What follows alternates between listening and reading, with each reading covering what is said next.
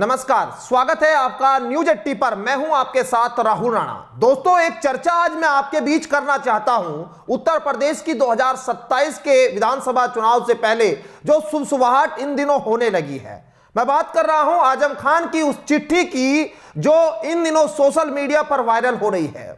आजम खान की इस चिट्ठी में यह कहा जा रहा है कि यह आजम खान का संदेश है और इसमें यह कहा गया कि जिस तरह से संभल के मुद्दे को संसद में समाजवादी पार्टी इंडिया ब्लॉक ने उठाया, उसी तरह से रामपुर में मुस्लिमों के साथ जुल्म और उनकी बर्बादी का मुद्दा जो है समाजवादी पार्टी जोर शोर से उठाए।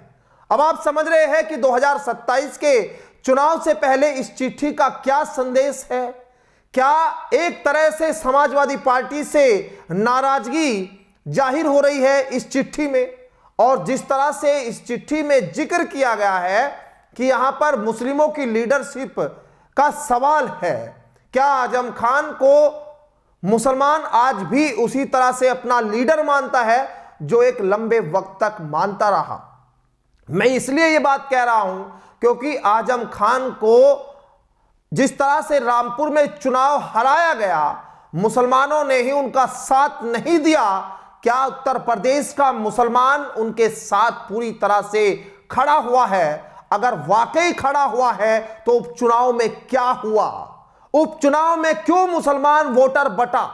क्यों मुसलमान को अलग लीडर ढूंढने की जरूरत पड़ी? क्यों मुसलमान जो है समाजवादी पार्टी के साथ, चंद्रशेखर के साथ, असदुद्दीन ओवैसी की पार्टी के साथ गया?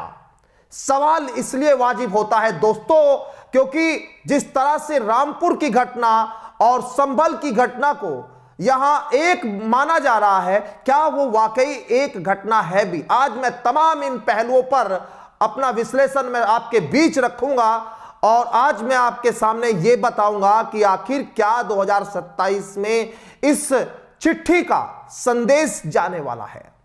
तो सबसे पहले संभल और रामपुर की घटना को समझते हैं। दरअसल जो संभल में हुआ, एक कम्युनिटी पूरी उसके साथ खड़ी थी। मस्जिद, जामा मस्जिद में सर्वे को लेकर जो बवाल हुआ, एक पूरी कम्युनिटी साथ खड़ी थी। संभल का मुसलमान नहीं बल्कि जो दूर दराज का मुसलमान है वो भी उस घटना पर नजर बनाए हुए था। तो समाजवादी पार्टी ने उस मुद्दे को संसद में उठाया, इंडिया ब्लॉक ने उस मुद्दे को उठाया, सरकार को लगातार ललकारा, संभल जाने की बात करी, लेकिन पूरा जो मुद्दा है वो कहीं ना कहीं जोर शोर से राजनीति में सुनाई दिया। लेकिन रामपुर के मुद्दे पर इसको कैसे देखें?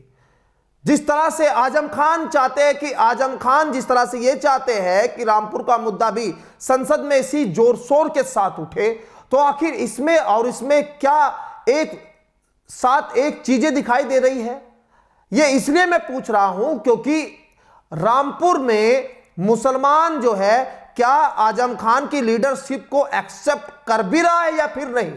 अगर करता तो शायद रामपुर में आजम खान और उनके परिवार को चुनाव न हारना पड़ता। आजम खान जिस वक्त कैबिनेट मंत्री थे उस वक्त तक मुसलमान उनके साथ रहा और उनको चुनाव में जिताता रहा। अब जब उनकी सदस्यता चली गई, वो जेल चले गए, फिर चुनाव हुए, लेकिन मुसलमानों ने जो है भाजपा को वहां पर चुनाव जिता दिया। अब समाजवादी पार्टी चुनाव हार गई, यानी एक तरह से जो उनके साथ वोटर था वो उनसे दूर होता चला गया। और आज की स्थिति रामपुर में थोड़ी अलग भी नजर आती है। मुसलमान बीजेपी के साथ भी जाता हुआ दिखाई देता है क्योंकि यहां बंटवारा हुआ है। सीधे तौर पर आप समझिए, मुसलमानों ने ही आजम खान का साथ नहीं दिया तो समाजवादी पार्टी कहां साथ देती?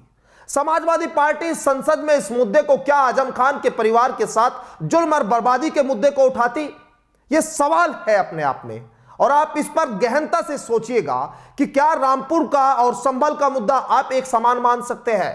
अब बात है दूसरी कि क्या इसके राजनीतिक मायने हैं, किस तरह से आखिर ये हो रहा है, और क्या मुसलमानों के नाम पर अब यहां सपा को डर लगने लगा है? क्या समाजवादी पार्टी अगर आजम खान के साथ नहीं होंगे तो क्या मुसलमान अब उनसे अलग हो रहा है? ये दरअसल ऐसे आप समझिएगा कि चंद्रशेखर आजाद के आजम खान के परिवार से मुलाकात होना और सीधे तौर पर आजम खान से बातचीत होना, और क्या यह दर्शा रहा है कि यहां आजम खान के पास दूसरा ऑप्शन चंद्रशेखर आजाद भी है, जैसे कहा पहले। लेकिन यह चिट्ठी आप समझिए, जो चिट्ठी में बात आजम खान की ओर से की गई है, पहले में अगर वो चिट्ठी आपके बीच, फिर आगे की चर्चा को शुरू करेंगे। समाजवादी पार्टी रामपुर में हुए जुल्म और बर्बादी का मुद्दा संसद में उतनी ही मजबूती से उठाए जितना संभल को, क्योंकि रामपुर के सफल तजुर्बे के बाद ही संभल पर आक्रमण हुआ है। रामपुर की बर्बादी पर इंडिया गठबंधन खामोश तमाशी बना हुआ रहा, मुस्लिम लीडरशिप को मिटाने पर काम करता रहा, और इंडिया ब्लॉक को अपनी स्थिति स्पष्ट करनी होगी, अन्यथा मुसलमानों के हालात और भविष्य पर विचार करने के लिए मजबूर होना पड़ेगा। मुसलमानों पर होने वाले हमलों और उनकी मौजूदा स्थिति पर तथा उनकी नीति पर खुलकर स्थिति स्पष्ट करे। यदि मुसलमानों के वोट का कोई अर्थ ही नहीं है और उनके वोट का अधिकार उनकी नस्लकुशी कस रहा है, तो उन्हें विचार करने पर मजबूर होना पड़ेगा। उनके वोट के अधिकार को रहना चाहिए या नहीं। बेसहारा, अलग थलग और अकेला खाक व खून के में नहाए हुआ अधिकार, इबादत गाहों को विवादित बनाकर समाप्त करना इत्यादि केवल साजिश करने वालों, षड्यंत्र रचने वालों तथा दिखाए के हमदर्दी के लिए देश की दूसरी आबादी को बर्बाद एवं नस्ते नाबूद नहीं किया जा सकता। अब आपने चिट्ठी में एक बात आपने समझी होगी कि मुसलमान को मजबूर होना पड़ेगा, ये 2 बार शब्द यूज किया गया है इस पूरी चिट्ठी में। आप समझिए 2027 में क्या तस्वीर बदल सकती है। आजम खान जो है समाजवादी पार्टी से इस कदर नाराज हो गए हैं कि वो चेतावनी दे रहे हैं कि मुसलमान को जो है यहां सोचना पड़ेगा अपने भविष्य को लेकर, सपा के साथ वो सुरक्षित है कि नहीं है। और सीधे तौर पर आप समझिएगा कि चंद्रशेखर आजाद के साथ ये नजदीकी, इसके संकेत 2027 में आपको क्या नजर आते हैं। और फिर मैं एक सवाल यह भी उठा रहा हूं कि संभल और रामपुर की घटना को आप एक समान कैसे मान सकते हैं। संभल में जो हुआ वो अलग था, रामपुर की घटना एक परिवार का कद पड़ा है। आजम खान कैबिनेट मंत्री बने, उनके बेटे यहां पर राजनीति में उन्होंने उनका कद बढ़ा, उनकी पत्नी का कद बढ़ा, और किस मुसलमान का कद बढ़ा, और कम्युनिटी में क्या जो है इसका लाभ मिला। सिर्फ यही कि आजम खान मुसलमान और जोर से अपने तेवर जो है वो जिस तरह से मंच पर दिखाते हैं, मुसलमानों की जिस तरह से वो वकालत करते हैं, सिर्फ उसी बात से क्या मुसलमान जो है सदियों सदियों तक एक साथ एक जगह टिका रहेगा। जब आजम खान जेल में है तो आज उनकी आवाज क्या समाजवादी पार्टी नहीं उठा रही? क्या चंद्रशेखर उनकी आवाज नहीं उठा रहे? क्या ओवैसी उनकी आवाज नहीं उठा रहे? अरे उठा रहे तभी तो उपचुनाव में साथ आए भाई, तभी तो उपचुनाव में उनको वोट मिला। अब आप 2027 के चुनाव में मुसलमानों को क्या संदेश देना चाहते हैं? संभल और रामपुर को एक जगह आप जोड़कर क्या संदेश देना चाहते हैं? चुनाव से ठीक पहले मुसलमान क्या करेगा क्या नहीं करेगा यह तो आने वाले दिनों में तय हो जाएगा। लेकिन आप किस तरह से मुसलमानों के अभी खुद को लीडर मान रहे हैं, या मुसलमान आपको लीडर मान भी रहा है कि नहीं?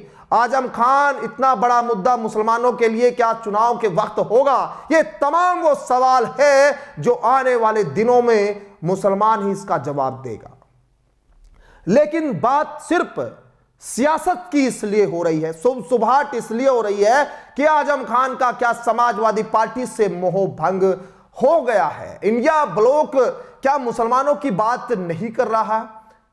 देश की दूसरी बड़ी आबादी जिस पर सबकी नजर, सब राजनीतिक दल उसको हथियाना चाहते हैं। लेकिन आजम साहब को एक बात तो सोचनी चाहिए कि आखिर संभल और रामपुर को आप एक समान एक तराजू में तोलकर क्या आप बंटवारा करना चाहते हैं मुसलमानों के बीच? यह जनता तय करेगी। फिलहाल मेरे साथ इस खास विश्लेषण में इतना ही। मुझे दीजिए इजाजत।